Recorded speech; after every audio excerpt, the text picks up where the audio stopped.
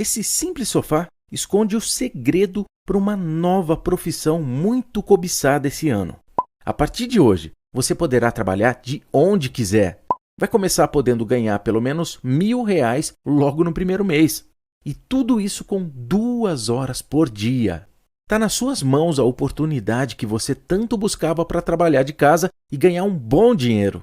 Como que você olha muitas vezes para uma empresa que você supostamente vai colocar na carteira?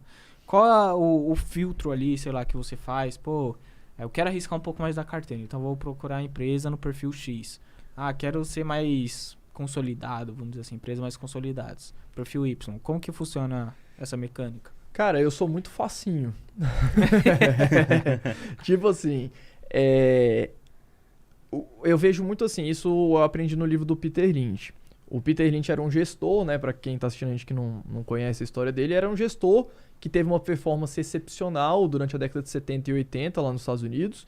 E ele tinha muita empresa na carteira. Ele chegou a ter 1.000 ações na carteira do fundo que ele fazia gestão, que era um fundo da Fidelity, que é uma empresa lá nos Estados Unidos.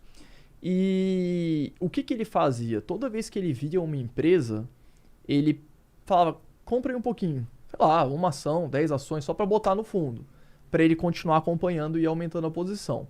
Então assim, hoje o que eu vejo muitos dos meus investimentos, e eu lido muito assim com as empresas, eu vejo o investimento em uma ação como se fosse um relacionamento que você tem com a pessoa. Então, quando você conhece a pessoa, você não chega e pede ela em casamento. Como se você nunca nem beijou a pessoa. Você não chega, oi, tudo bom, vamos casar? Pro resto da vida? Pior que...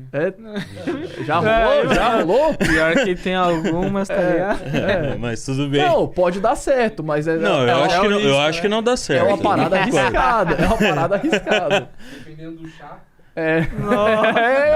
Ixi, aí foi com o cara ali, É hein? isso. Acontece. Não, mas tem que tomar cuidado. Eu acho que é importante isso. Isso aí aos poucos, né? Então assim, você vai lá... Ou eu tenho que diversificar. Tem que diversificar. Você vai primeiro, conhecer a pessoa ali, vai dar aquela arrozada, né? O chavecado, não sei como é que vocês chamam aqui. Mas é tipo assim, aí você conhece a pessoa, sai, aí começa a ficar, namora, noiva, casa, e se der tudo certo, você fica, né, pra sempre com aquela pessoa. Então, com o investimento eu vejo muito assim. Por quê? Porque você vai conhecer as empresas que você investe cada vez melhor conforme o tempo vai passando. Não tem como você, por mais que você fique, cara, eu vou ficar aqui um mês analisando essa empresa e vou conhecer tudo dela.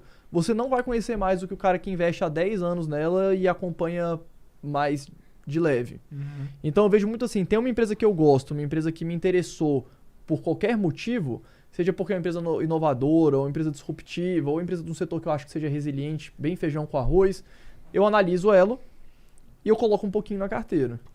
E aí conforme os resultados vão saindo, conforme eu vou conhecendo cada vez melhor a empresa, eu vou aumentando.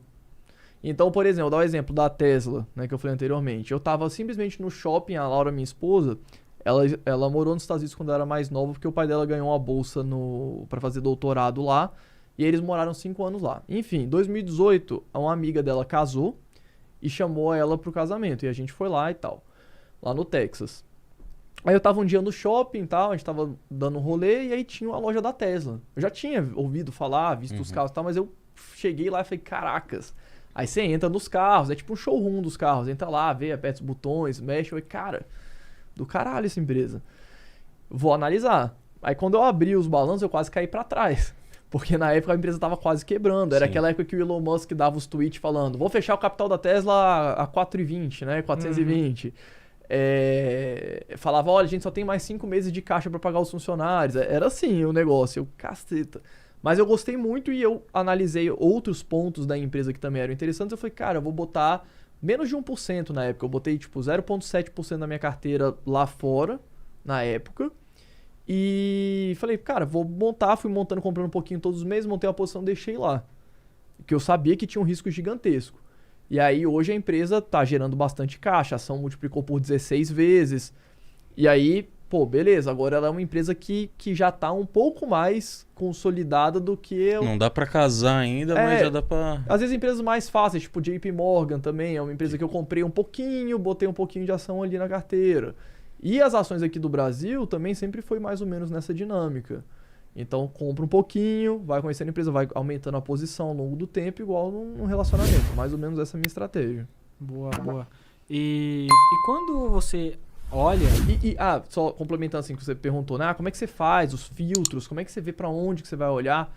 Cara, é difícil porque não existe um método pra isso. Você pode até ter um método de falar assim, cara, eu vou fazer alguns grandes filtros, dependendo do que eu tô procurando. Então, vamos supor, eu quero procurar empresas que sejam mais feijão com arroz. Então, eu vou tirar todas as empresas que não tiveram lucro nos últimos 10 anos. Eu vou tirar todas as empresas que sejam muito endividadas, pega algum indicador de endividamento. Vou pegar empresas que tenham, sei lá, mais de 5 anos de bolsa, 3 anos de bolsa, já tem um tempinho na bolsa. E você faz um filtro em relação a isso, você vai chegar em empresas que vamos botar assim, estudáveis, vamos chamar assim, dentro desse parâmetro de menos risco. Uhum. E aí, depois disso, você vai analisar, ver o que a empresa faz, quais são as vantagens competitivas, quais são os concorrentes, quem são os clientes, quais são as forças da empresa, as fraquezas, e aí você vai decidir como que você vai se expor a essa empresa. Boa.